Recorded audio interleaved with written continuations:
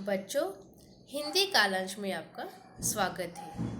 पृथ्वी पर मानव ही एकमात्र प्राणी है जिसे भगवान ने कल्पना शक्ति का वरदान दिया है।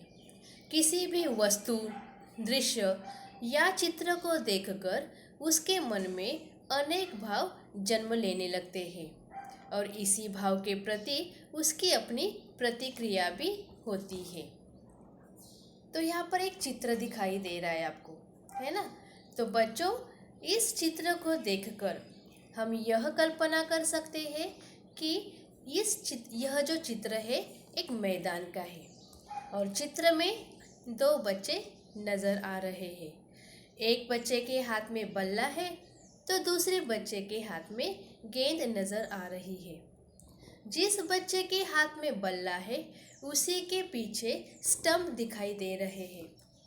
अगर हम कल्पना शक्ति से सोचें कि यह चित्र किस गतिविधि का है या किस गतिविधि को दर्शाता है, तो हम समझ में आता है हमें कि क्रिकेट खेल की गतिविधि को दर्शा रहा है। किसी चित्र को देखकर हमारे मन में जो भाव उत्पन्न होते हैं उन्हें लिखना ही चित्र वर्णन कहलाता है। तो आज हम देखते हैं चित्र वर्णन किस तरह से लिखना है। आइए देखते हैं चित्र वर्णन की परिभाषा क्या है। किसी चित्र को देखकर उससे संबंधित मन में उठने वाले भावों को अपनी कल्पना शक्ति के माध्यम से व्यक्त करना चित्र वर्णन कहलाता है। कल्पना शक्ति यानी सोचने की शक्ति। मैं फिर से दोहराती हूँ, किसी चित्र को देखकर उससे संबंधित मन में उठने वाले भावों को अपनी कल्पना शक्ति के माध्यम से व्यक्त करना चित्र वर्णन कहलाता है। अभी देखिए, चित्र वर्णन के सशक्त उदाहरण चित्र कहानियाँ, कार्टून, कॉमिक्स आदि हैं जिन्हें बच्चे बहुत पसंद करते हैं। हो सकता है बड़े लोग उनको न समझ पाए, लेकिन बच्चे अपनी कल्पना शक्ति के बल पर चित्रों या कार्टूनों से अपनी नई दुनिया खड़ी कर लेते हैं। चित्र वर्णन के उदाहरण है जैसे कि चित्र कहानियाँ मतलब चित्रों को देखकर किसी कहानी को समझ आना, वह होती है चित्र कहानियाँ। फिर जैसे कार्टून्स की बुक होती है, कॉमिक्स बुक होती है ना, जैसे हमें पता है चंपक, नंदन, ट्विंकल, यह सब क्या है, कार्टून कॉमिक्स बुक्स है। तो इस कार्टून से भी बच्चे क्या करते हैं, जो कि बच्चों को बहुत पसंद है, और कार्टून से भी बच्चे वर्णन कर सकते हैं कार्टून को देखकर। और ये बड़े लोगों को समझ में नहीं आएगा, कभी कभी जो उसमें लिखे जो है भाव है जो बड़े लोगों को समझ नहीं आता है, लेकिन बच्चे उसे बहुत पसंद करते हैं। यानी कि अपनी कल्पना शक्ति पर वह कार्टूनों पर या चित्रों से अपनी नई दुनिया खड़ी कर सकते हैं, मतलब अच्छे से चित्र वर्णन कर सकते हैं। यहाँ पर उदाहरण दिया है, देखो। उदाहरण के लिए किसी चित्र में यदि भौंकता हुआ कुत्ता दिखाया गया है तो तीन बच्चे इसे अपने अपने अनुभवों और अपने अपने ढंग से समझ सकते हैं। यदि बच्चों से पूछा जाए कि चित्र का कुत्ता क्यों भौंक रहा होगा, तो तीनों बच्चों के तीन उत्तर हो सकते हैं। यहाँ पर एक उदाहरण दिया, जैसे कि एक भौंकता हुआ कुत्ता है, तो तीनों बच्चों से पूछा जाए कि वह कुत्ता क्यों भौंक रहा है, तो वह तीनों बच्चों अपनी अपनी सोच यानी अपनी अपनी कल्पना शक्ति के आधार पर उत्तर दे देंगे। जैसे कि यहाँ पर लिखा है, कुत्ता भूखा है इसलिए भौंक रहा है। कुत्ता किसी व्यक्ति पर नाराज होकर भौंक रहा है। उसने किसी दूसरे कुत्ते के भौंकने की आवाज़ सुनी है इसीलिए भौंक रहा है। यहाँ पर तीनों बच्चे तीनों अलग अलग उत्तर दे रहे हैं। जैसे पहला बच्चा कहता है कि कुत्ता भूखा है इसलिए वो भौंक रहा है। दूसरा बोलेगा कुत्ता किसी व्यक्ति पर यानी दूसरा किसी पर नाराज है इसलिए वो भौंक रहा है। और तीसरा बच्चा बोलेगा कि उसने दूसरे कुत्ते की भौंकने की आवाज़ सुनी है इसलिए वो भी भौंक रहा है। अभी इन तीनों में से कौन सा उत्तर अधिक सही है, इस पर निर्भर करेगा कि उसके आसपास के परिवेश में अन्य प्राणी उसके साथ किस रूप में व्यवहार कर रहे हैं।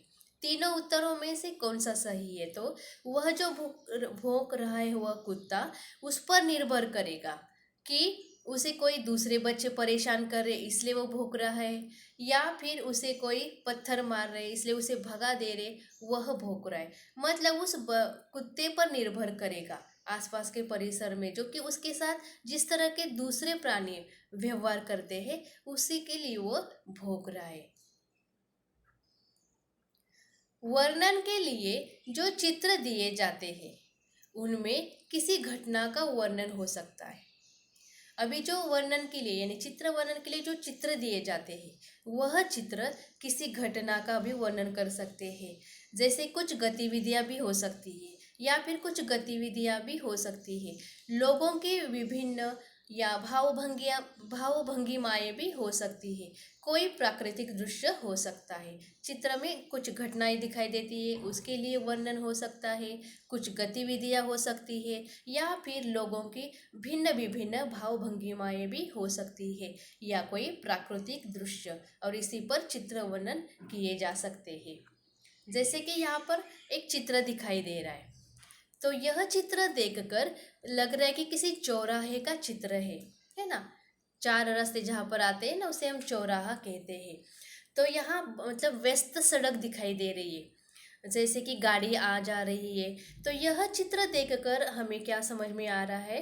तो चौराहे के पास जो दो दिशाओं में से दो गाड़ियाँ आपस में टकरा रही है। देखिए यहाँ पर दो गाड़ी आपस में टकराती हुई हमें दिखाई दे रही है ना। और फिर ऐसे लग रहा है कि यह दुर्घटना है ना, दो गाड़ियों में टकराने से दुर्घटना हो गई है। और फिर बगल में ही एक स्केटिंग करते हुए, देखिए बगल में एक स्केटिंग करते हुए एक बच्चे को देखकर वह भी उससे आकर टकरा न जाए इसलिए व्हील चेयर पर बैठा हुआ जो लड़का स्केटिंग से आ रहा है, स्केटिंग करके आ रहा है, तो उसे उसके सामने भी एक व्हील चेयर पर जो एक बूढ़ा बैठा है वह घबरा रहा है। उसे लग रहा है कि वो भी अभी उससे टकरा न जाए। और इसके अलावा एक व्यक्ति जो है वह सामान के बड़े बड़े डिब्बे उठाकर सड़क पार कर रहा है। मुख्य सड़क से तेजी से आते हुए साइकिल सवार, देखिए यहाँ पर साइकिल सवार दिख रहे। साइकिल सवार लड़की को देखकर वो एकदम बौखला गया है। वो तो अपने डब्बे लेकर जा रहा है और उसी के सामने से साइकिल सवार एक लड़की आ रही है और उसे देखकर वो भी डर रहा है। उसे लग रहा है कि शायद वो साइकिल उसके ऊपर ना आ जाए। और दूसरी ओर देखिए एक औरत अब एक हाथ में सामान का पैकेट तथा दूसरे हाथ में उसने कुत्ते की रस्सी पकड़कर वो चल रही है। लेकिन वो क्या हो रहा है, देखिए वो जो कुत्ता है वो क्या कर रहा है, उस लड़की को आगे आगे भगा रहा है, मतलब आगे आगे लेकर जा रहा है। और वो लड़की इतनी बौखला गई है कि उसके हाथ में जो पैकेट दिखाई दे रहा है उससे वो सामान नीचे गिर रहा है और वो महिला भी काफ़ी परेशान दिख रही है। इस तरह से इस चित्र में गतिविधि हमें दिखाई दे रही है ना। टकरा हुई आगे की जो दो गाड़ियां है वह टकरा रही है। वहाँ जो बैठा आदमी वो डर रहा है कि आगे स्केटिंग करते हुए आ रहा है बच्चा, वो उस पर ना गिरे। इस तरह से यहाँ गतिविधि जो है हमें दिखाई दे रही है। अभी चित्र वर्णन के लाभ देखते हैं हम। चित्र वर्णन से वस्तुओं या दृश्यों को परखने की क्षमता का विकास होता है। देखो चित्र वर्णन से वस्तु या दृश्य परखना यानी कि ध्यान से देखना, बारीकियों से देखना, और परखने की क्षमता का चित्र वर्णन से विकास होता है। चित्र वर्णन से कल्पना शक्ति का विकास होता है। मैंने बताया था अर्थ कल्पना शक्ति यानी सोचने की शक्ति। चित्र वर्णन से कल्पना शक्ति यानी सोचने की शक्ति का विकास होता है और भाषा लेखन का विकास होता है। यह चित्र वर्णन के लाभ है। अभी देखिए चित्र वर्णन करते समय ध्यान देने योग्य बातें, मतलब चित्र वर्णन जब हम करेंगे तभी हमें इन बातों को ध्यान में रखना होगा। सबसे पहले चित्र का सूक्ष्म निरीक्षण करें। सूक्ष्म यानी एकदम बारीकियों से देखिए कि कौन सी गतिविधियां हो रही है, घटनाएं घट रही है, इन सब का सूक्ष्म निरीक्षण करना चाहिए। प्रत्येक गतिविधि एवं स्थिति के विषय में कल्पना शक्ति का सहारा लेकर अनुमान लगाए। सोचने से, है ना, कल्पना शक्ति यानी सोचने की शक्ति, और सोचकर फिर अनुमान यानी अंदाजा लगाना है कि क्या हो रहा है, कौन सी गतिविधि हो रही है चित्र में। चित्र में यदि कुछ गतिविधियां हैं तो उनके हाव भाव और चेष्टाओं पर ध्यान दें। यानी कुछ घटना हो रही है या कुछ गतिविधियां दिख रही है तो उनके हाव भाव और चेष्टा ऊपर हमें ध्यान देना चाहिए कि किस तरह से हाव भाव है, जैसे कि उदासीनता क्या हो रहा है वहाँ पर, है ना, खुशी दुख, ये जो हाव भाव होते हैं उनको हमें देखना है। यदि प्राकृतिक दृश्य को चित्र में उकेरा गया है तो देखिए कि प्रकृति में उस समय क्या क्या हो रहा है। प्राकृतिक दृश्य यानी जिसे हम सीनरी कहते हैं, अगर प्राकृतिक दृश्य का चित्र है तो फिर हमें देखना है कि उस समय प्रकृति में क्या क्या होता है, बदलाव क्या क्या होते हैं, तो उसी को भी हम वर्णन में लिख सकते हैं। चित्र वर्णन करते समय छोटे छोटे और सरल वाक्यों का प्रयोग करें। जब भी चित्र वर्णन करेंगे तो जो वाक्य लिखेंगे वो सरल और छोटे छोटे वाक्यों में होने चाहिए। यहाँ पर प्रश्न है हमारा, दिए गए चित्रों का वर्णन कीजिए। देखिए सामने आपको यहाँ पर चित्र दिखाई दे रहा है ना। इस चित्र में एक शेर जो है वो सो रहा है, उसी के पीछे पेड़ दिखाई दे रही है, सामने हरियाली या छोटी छोटी पौधे या फिर घास दिखाई दे रही है, और जो सो रहा है शेर उसी के पीठ पर हमें चूहा दिखाई दे रहा है। तो इस चित्र को देखकर हम किस तरह से वर्णन करेंगे, आइए देखते हैं। चित्र में एक शेर दिखाया गया है जो आराम से सो रहा है। शेर की पीठ पर एक चूहा चढ़ा हुआ है और उछल कूद रहा है। इस वाक्य में हम इस चित्र का वर्णन करते हैं।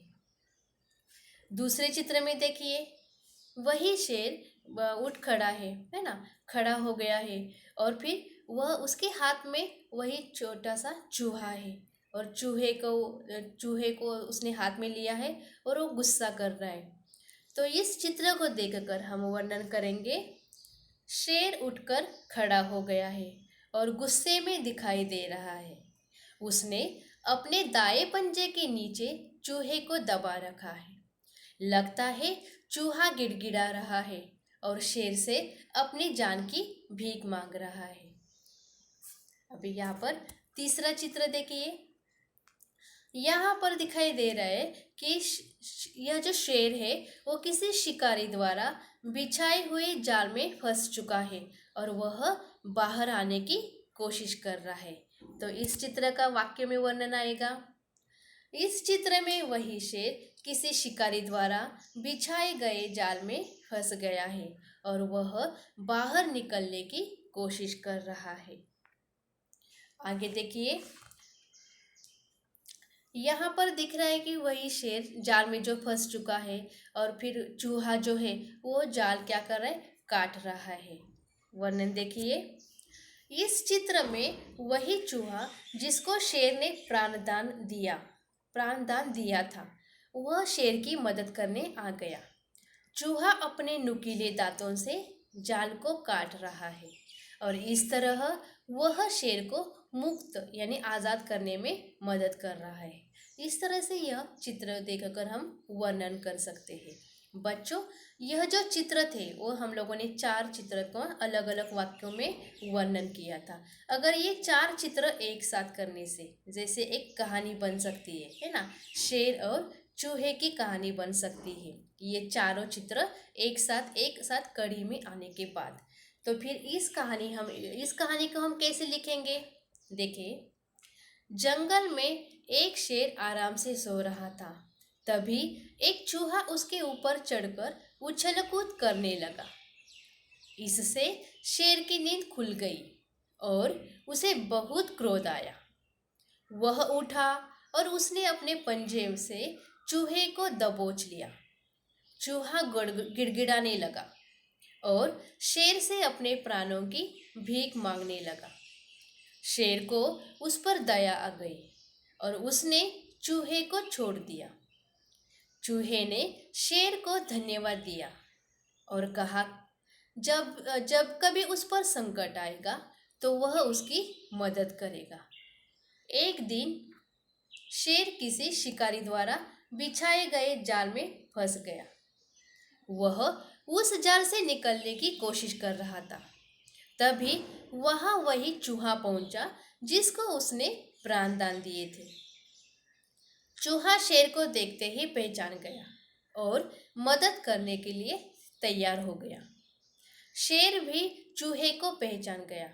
फिर चूहे ने अपने नुकीले दांतों से जाल को काट दिया और शेर आजाद हो गया। यह थी हमारे 4 चित्रों से बनी हुई कहानी। और इस कहानी से हमें शिक्षा मिलती है, कर भला तो होगा भला, है ना।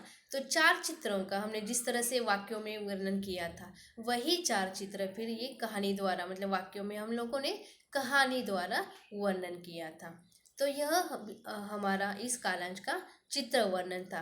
किस तरह से चित्र वर्णन करना है, चित्र वर्णन करते समय कौन सी बातों का ध्यान रखना चाहिए, इन सब के बारे में मैंने आपको जानकारी दी। तो बच्चों, मुझे आशा है कि आपको जो मैंने चित्र वर्णन सिखाया, जानकारी दी, वो आपको अच्छे से समझ में आई होगी। धन्यवाद।